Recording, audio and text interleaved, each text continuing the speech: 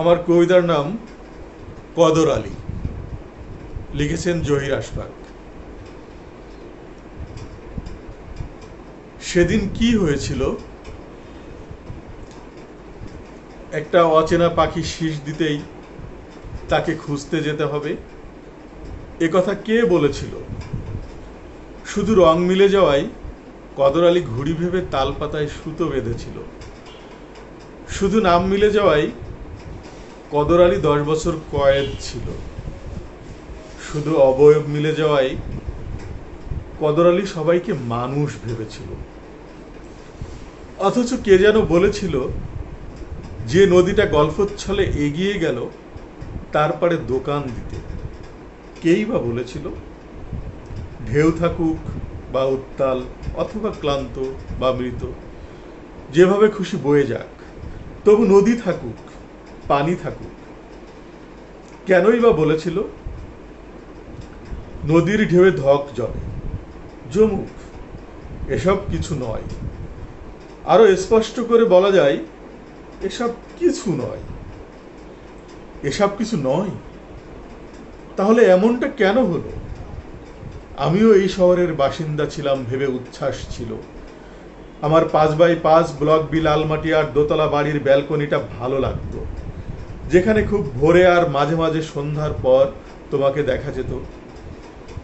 সেখানে এখন বিশাল এক ফ্ল্যাট বাড়ি, ছোট ছোট জানালায় কাচের শাসি, কারো ছায়াও পড়ে না।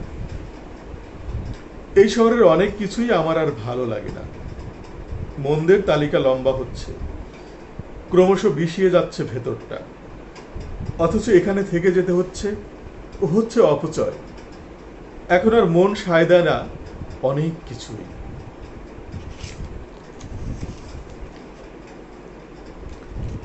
অনেকদিন হরতালও হয় না যে রাস্তায় নির্দ্বিধায় ক্রিকেট নিয়ে হুল্লোড় করব। অনেকদিন নির্বাচন হয় না যে মহিলা কলেজের কোল ঘেঁষে ক্যাম্প বানিয়ে রক গান শুনবো, ফ্রি চা আর মাঝে মাঝে বিড়ি টানবো। বদলে গেছে প্রায় সবকিছু। বয়স গিলে খেয়েছে ভালো লাগা, ভালোবাসা। হুট করে গিলে খেয়েছে সময়। বয়স গিলে খেয়েছে সব। তবু কারো কারো নাকি আত্মার ভেতর থাকে আলাদা সংসার, কারো নাকি ঘরের ভেতর বেড়ে ওঠে ঘর। কেউ নাকি অবহেলা ভরে আকাশের নিচেই পাতে আলাদা আকাশ। কেউ নাকি নিজে নিজেই সময়ের সাথে করে সহবাস। কারো কাছে চেরাগ পাওয়া যায়নি, কারো কাছে চেরাগ পাওয়া যায়নি, তবু কদর আলী দেখে গেছে সব কিছু চলে গেছে, সব কিছু মিলে গেছে। হিসেবটা আসলে কার?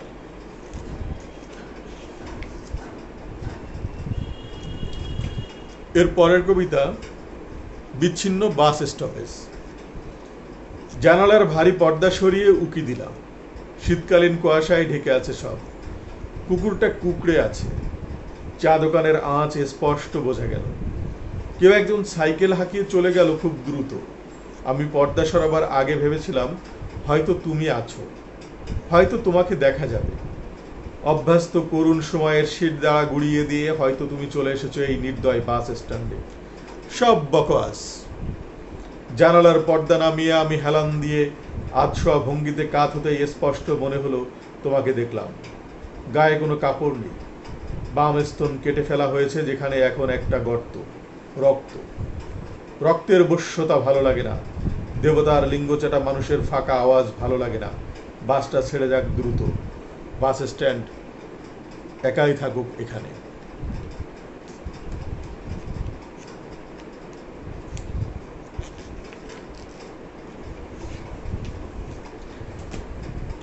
আমার কাছে আর একটা বই আছে, আমি উন্মাদ। আমি উন্মাদের কবি মাহবুবুর রশিদ। উনি ইংরেজির ছাত্র ছিলেন। ওনার পেশা শিক্ষকতা। উনি কবিতা চর্চা করছেন।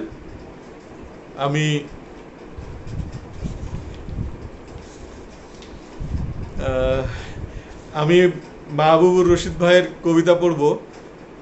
নাসিমা খান বকুল আপার কবিতা আমার ভালো লেগেছিল। আমি বইমেলা থেকে তার একটি বই কিনেছিলাম।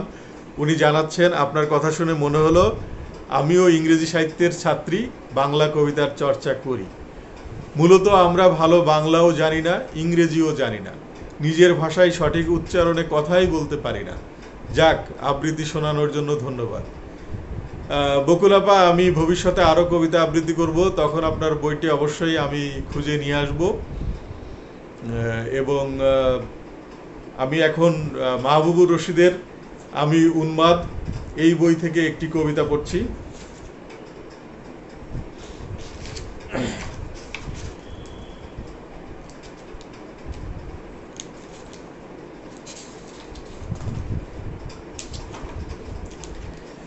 এখানে আসলে ওনার নামীয় কবিতাটাই পড়ি। আমি উন্মাদ। আমি উন্মাদ, আমি ভণ্ড, চাল চুলোহীন অকাল কুষ্মাণ্ড। আমি চাটুকার, করি হাহাকার, বিবেক বিকিয়ে করি ছারখার। আমি আমিত্ব মশগুল, বিছুটি পাতা ভীমরুল। আমি একুল ভাঙি, গড়ি না অকুল। আমি সভ্য সমাজে গন্ধ গোকুল। আমি চিরচেনা পাপাচার। আমি যে পাতে খাই সে পাতে আঘাত হানি বারবার। আমি সুবিধাভোগী বেহায়া, আমি খাটাস, সুযোগ বুঝে চালাই আমি রাজ্যনীতির বাতাস। আমি অমানুষ, আমি অমানুষ, লালসা সিক্ত দুর্বিনীত মাংস খেকো ফানুষ। মতিউর রহমান ভাই আমাকে দেখছেন। মতিউর রহমান ভাই খুব ভালো লোক এবং তিনি আমার এই সমস্ত লেখা পড়েন, আর উনি আমার লাইভ দেখেন, আমার লেখাগুলো পড়েন। মাহবুব ভাইয়ের বই থেকে আরো একটি কবিতা পড়ি। এসেছিস তুই, এসেছিস তুই সঙ্গোপনে, কথাটি রটেছে জনে জনে। মনের দুয়ারে বর্গির দল আঘাত হেনেছে ক্ষণে ক্ষণে। উত্তরের ওই দক্ষিণা হাওয়ায় রইল অতৃপ্তি। তোকে না পাওয়ায় ঈশানের ওই কালো মেঘে দুঃখ আমার রয়েছে জেগে। ডুবুরির দল সিন্ধু শেষে এনেছে মুক্ত আমারই কাছে। স্বর্ণকারের নিপুণ ছোঁয়ায় অঙ্গুরিটা তোকেই মানায়। মনের অতল অন্ধকূপে আধার এলো হঠাৎ ঝেপে। এসেছিস তুই সঙ্গোপনে, কথাটি। এরপরে উনি ডট ডট ডট দিয়েছেন, উনি এটা শেষ করেন নাই বা এভাবেই রাখতে পছন্দ করেছেন। মাহবুবুর রশিদ ভাই, উনি একটি স্কুল চালান এবং এখন উনি নিজের উদ্যোগে বন্যার্থদের জন্য কিছু করার চেষ্টা করছেন। উনি চট্টগ্রামে থাকেন, চট্টগ্রামে থেকেই তিনি স্কুল চালান। আপনারা যদি মাহবুবুর রশিদ ভাইয়ের সাথে যুক্ত হতে পারেন তাহলে ভালো লাগবে।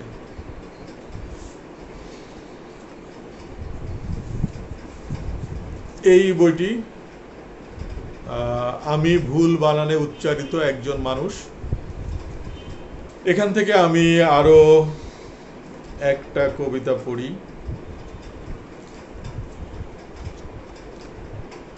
ইস্তাম্বুল শহরে বাতাসে একটা অলৌকিক গল্প ভাসছে। প্রতিটা মানুষ তার নিজের পছন্দের জীবন বেছে নেবে আজ। যে যার মতো টিপসই দিয়ে চলে যাচ্ছে নিজস্ব জীবনে। আমি বৃদ্ধাঙ্গুলি কেটে তোমার অপেক্ষায় আছি। ভেবেছিলাম তুমি আমাকে বেছে দেবে প্রেমিকের জীবন। তুমি বলে দিলে তাই আমি মুসলমান। এদিকে দেখো, আমার ওই যে খুঁটিনাটি ভালো লাগা, এত যে আয়োজন এক জীবনের, সব দোজকি কারবার। তুমি বলে দিলে আমার পুনর্জন্ম হবে দাতাল শুয়োরের। তুমি বলে দিলে আমি ফিরে আসব সন্তান ঈশ্বরের। অথচ আমি চেয়েছিলাম কিছুটা অর্থ করি এলে আমি চলে যাব ইস্তাম্বুল শহর।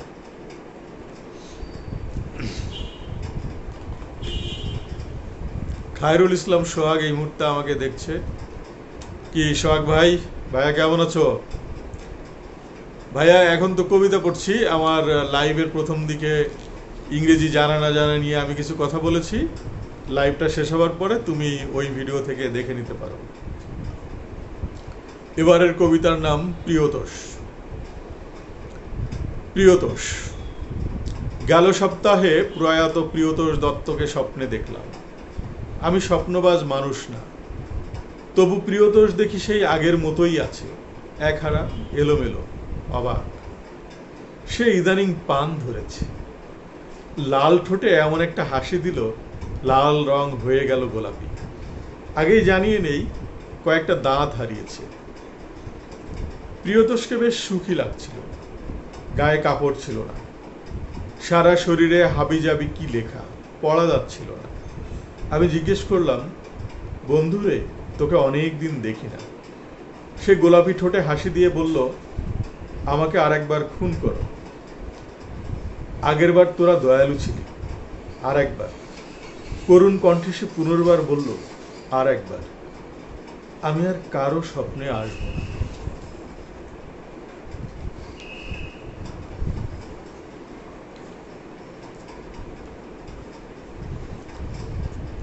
ব্ল্যাক আউট, জহির আশফাকের লেখা। গত রাতে এক পরী এসেছিল আমার বাসায়। কত শত কথা।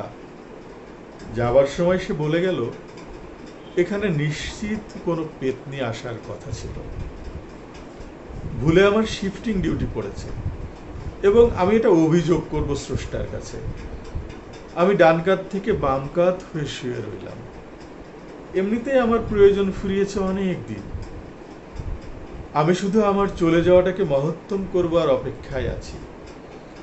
আমি আতশবাজি চাইছি আকাশ জুড়ে। কে যেন আমাকে টোকা দিয়ে ছুঁড়ে দিল, কখনো গড়াতে গড়াতে, কখনো পড়তে পড়তে। ও হ্যাঁ, মনে পড়েছে। সম্ভবত জিউসের ঝোলা হতে উঠতে উঠতে আশ্চর্য এক অ্যামিবায় আমি স্থির হলাম। এরপর আমার আর কিছুই মনে নেই। Total black out.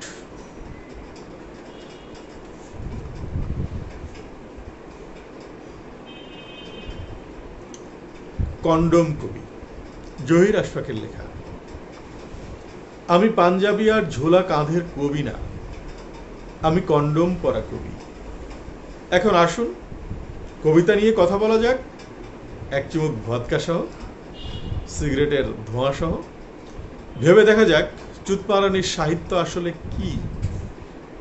যে শালারা এর আবার দেয়াল বানায়, এটা ওটা করলে সাহিত্য হারায়, হ্যান ত্যান বলে চিৎকার করে বা চিবাই, তার মুখ একটা কলকে দিয়ে সেলাই করে দেওয়া হোক।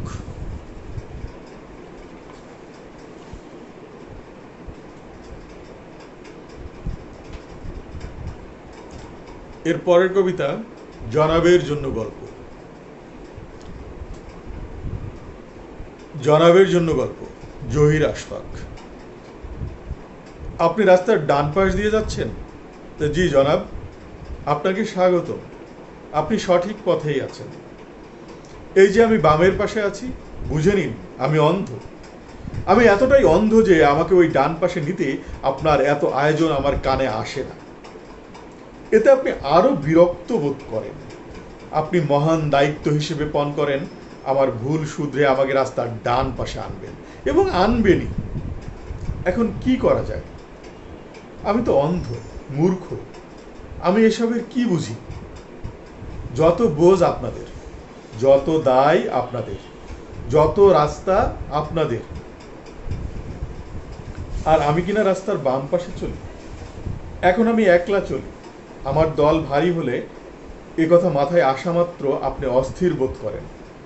এখন সেখানে কোনো রাস্তা নেই। রাস্তা খুঁড়ে খাল করা হয়েছে। যারা নৌকার মালিক তারাই সওয়ার, এপার ওপার। এবারের কবিতার নাম ব্লাবলা, জহির আশফাকের লেখা। আমি কে?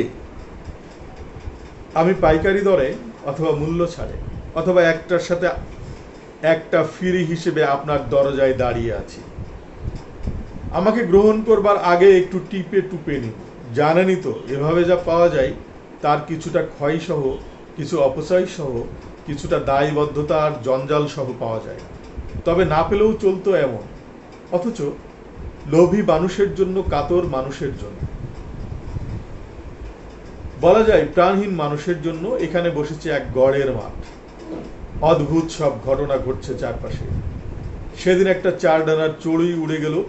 চড়ুইটা একটা অজগরের মাথায় গিয়ে বসলো, যার মাথাটা শরীরের মাঝামাঝি থেকে খানিকটা নিচে।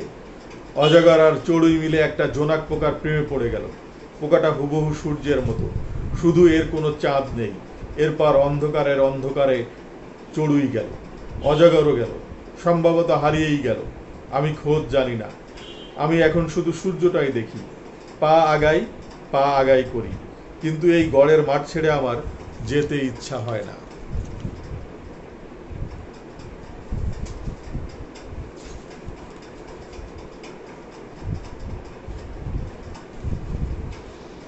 সেক্স। কোথায় জানি দেখেছিলাম মানুষটার সেক্স দরকার নেই, কারা নাকি তাকে প্রতিদিন চুদে দিচ্ছে।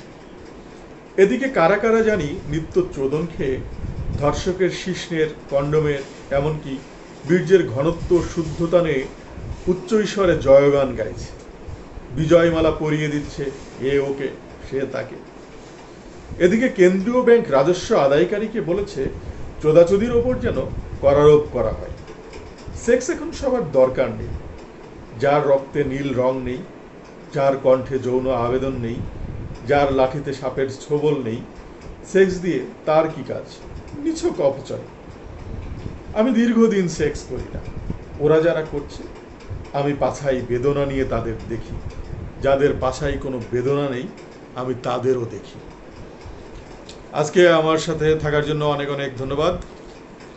আজকের কবিতা পাঠ এবং ইংরেজি জানা না জানা কোনটা ভালো এটা নিয়ে যা বললাম, এর সব কিছুই এখন শেষ করছি।